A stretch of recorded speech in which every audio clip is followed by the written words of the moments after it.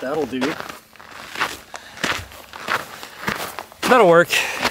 iFootage recently challenged me to show you 3 simple ways to light an interview between 2 people using the new anglerfish lights. And because the 60DNs are battery powered, I thought what better place to do it than outdoors at night here in Alaska, even though it's winter and it's very cold. But first we need to lay a few ground rules. And one is that you want to separate your subject from the background to make them look at the best they can look. So there's a couple of different ways you can do that. You can separate them by pulling them away from the background and making sure the background is further away from them than the camera is, so that you get the out of focus background, the bokeh. The other way to do that is shoot at a shallower depth of field. So a more wide open aperture like f2.2 to f2.8, maybe somewhere in there.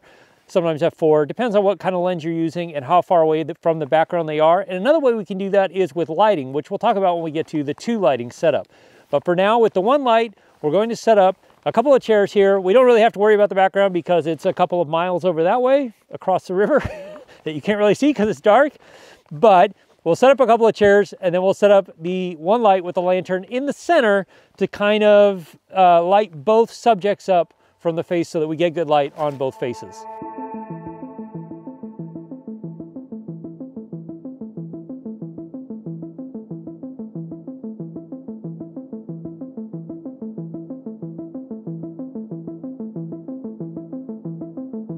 Okay, so in this case, what we did here was the 60DN with the 50 centimeter lantern just behind and then hanging just behind both of us. Because you do want some shadow on the face, and generally I like it on the camera side. If you look at any movie or anything like that, there's always more shadow on the camera side than the other side.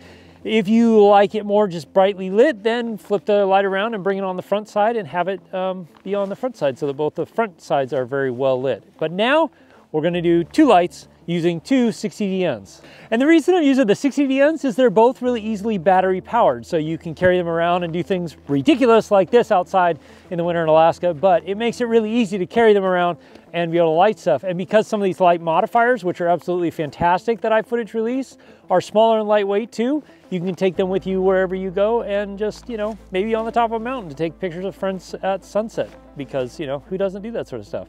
Anyway, 2 lights, 60DNs, and we'll set it up so that we have basically 1 behind each person.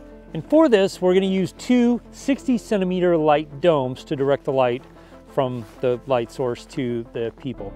I would use 2 larger domes, but they're a little too big to bring out here tonight. So 2 60 centimeter domes should work great.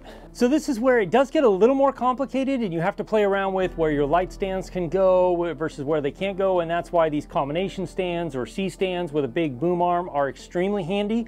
Definitely want to make sure you have some sandbags because things get very weird and quirky and you don't want a light falling over on anybody during an interview because it really isn't conducive to a good interview.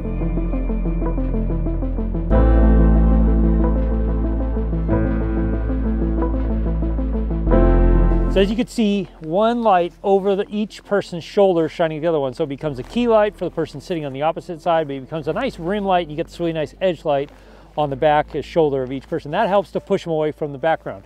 But now we want to add our 3rd light. So we do something similar with both of these, where these will become more of a hair light or an edge light from the rear. And then we're going to use the 220DN and the 65 centimeter lantern as our main key light here between the 2, sort of like we had before. But 3 lights is kind of my favorite because you get really, really great lighting overall, pretty much on everything. This is the most ridiculous thing I think I've ever done. We've done some pretty ridiculous stuff. Some pretty ridiculous stuff. But this feels very... Also, the cameras are all starting to freeze up now, so probably a good time to... They're all shutting down at the same time. They're all like, we're done. And we're out. We're out. I do like this though. This is my favorite.